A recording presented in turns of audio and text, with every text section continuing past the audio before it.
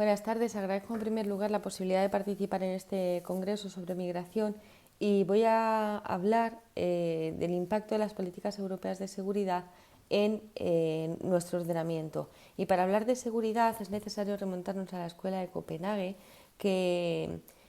como un término también acuñado por Bill McSweeney en 1985, referido a un grupo de investigadores con los que él abrió el debate acerca de la seguridad, y parte de la base de que la seguridad no es un término unívoco, sino que tiene distintas concepciones. Y dentro de estos conceptos puede tener un uso común, entendido como la cualidad de seguro, es decir,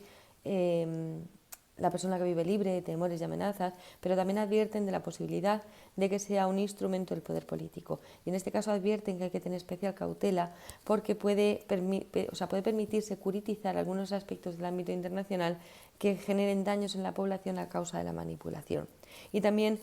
permite que las élites puedan desviar la atención hacia sus temas que les resulten de mayor interés, logrando que sean materias sobre las que la percepción de la sociedad cambie y comiencen a ser percibidas como necesarias de una intervención ya sea estatal o militar. Si se atiende a la teoría funcionalista de la Unión Europea, podemos observar que en las épocas de crisis es cuando más sentimiento de unidad se crea, es cuando menos reacios son los estados a ceder competencias. Con el Tratado de Maastricht se atribuye a la Unión Europea la competencia sobre inmigración y asilo, y con la entrada en vigor del Tratado de Ámsterdam es la Comisión Europea quien se erige responsable de realizar las propuestas que tienen que ser aprobadas por el Consejo. El Tratado de Lisboa, conforme al artículo 67, 68 y 80, ya nos habla de una política migratoria común, del principio de no devolución, del reparto equitativo y de la solidaridad de los Estados miembros. Para llevar a cabo el desarrollo de esta competencia se adoptó el Convenio de Dublín y el sistema europeo común de asilo, que ha sido sustituido a partir del 19 de enero de 2022 por la Agencia de Asilo de la Unión Europea, y con el Convenio de Dublín se estableció que la tramitación de la petición de asilo debía ser realizada por el Estado receptor. Posteriormente, con las revisiones de 2013 y 2013 se incluyeron algunos otros criterios, como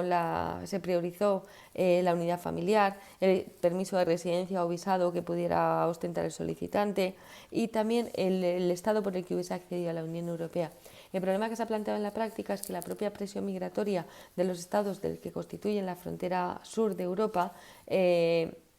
ha dado lugar a un reparto realmente no equitativo, porque han recibido un mayor número o un número muy elevado de peticiones de asilo los países del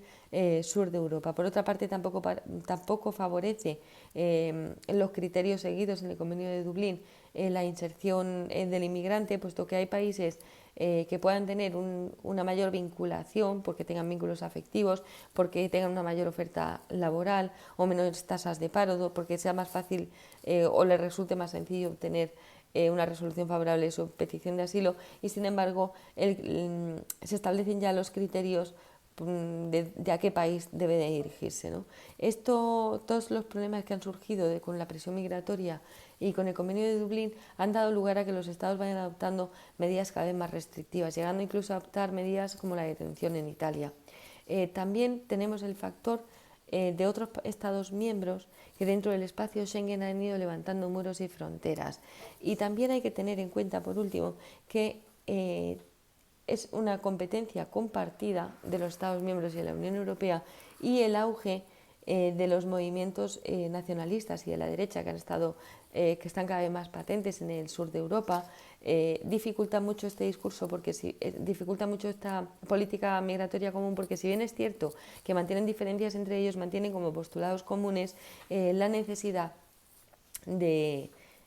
cerrar las fronteras y mantener la identidad nacional. Actualmente, bajo la presidencia de Ursula von der Leyen, se pretende establecer un nuevo pacto de migración, pero los estados siguen apelando al reparto verdaderamente equitativo y a aliviar la presión que sufren los países del sur de Europa. En nuestro Código Penal hay que tener en cuenta generalmente que las políticas migratorias se han basado, se van variando en función de las necesidades económicas existentes. Y sí, hay que tener en cuenta también que se gestionan desde una perspectiva de seguridad es porque la inmigración se percibe como una amenaza, por lo cual las medidas con las que se combate son con instrumentos jurídicos, con el cierre de fronteras y con la dotación de medios materiales. Y así llega a nuestro Código Penal la tipificación de las conductas del tráfico ilegal de migrantes y colaboración en la inmigración irregular de trabajadores, que se recogen en el artículo 318 bis y en 313.1 ya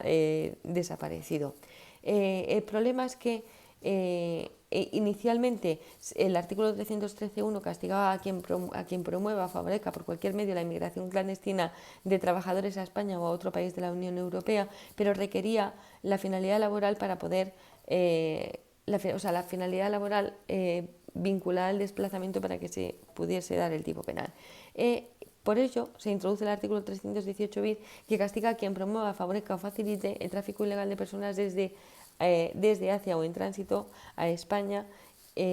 Con la reforma de 2003 se introduce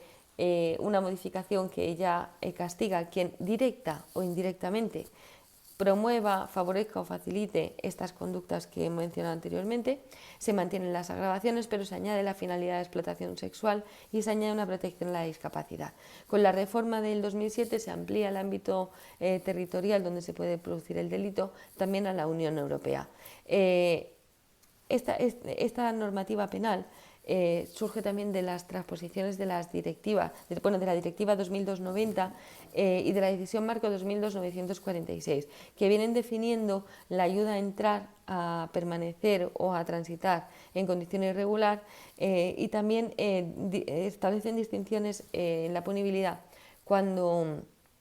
hay ánimo de lucro y cuando no. Pero el problema es que todo esto, además de sucesivas confusiones, porque introducir la finalidad de explotación sexual da lugar a confusiones con el delito de trata de seres humanos, y además, precisamente por esto, en la reforma del año 2010 se introduce el artículo 177 bis que pretende separar las dos conductas. El problema es que con esta misma reforma de 2010, que se elimina el 313.1 que recogía la colaboración en el tráfico ilegal de trabajadores, esta separación que se pretende hacer de las dos conductas con la reforma no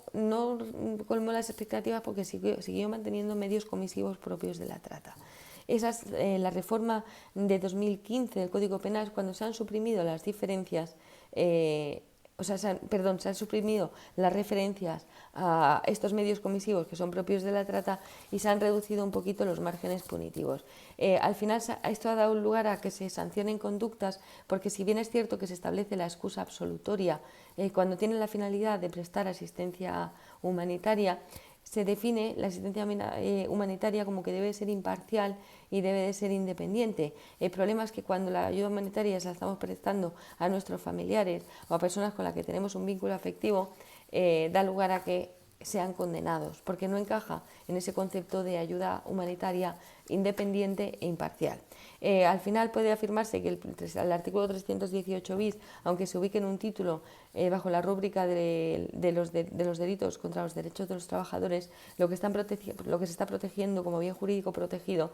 es el control de los flujos migratorios y, en última instancia, las necesidades económicas de cada Estado. Además, hay que tener en cuenta la situación de los extranjeros cuando se enfrentan a un sistema ya sea penitenciario mediante el encarcelamiento en prisión o no penitenciario a través de los centros de internamiento de extranjeros, que se enfrentan a múltiples dificultades. Y las dificultades son, en primer lugar, lingüísticas, y las lingüísticas son bastante importantes porque afectan al acceso a la defensa, a la comprensión de las propias normas de los centros donde se encuentran internados, y eso a su vez deriva en que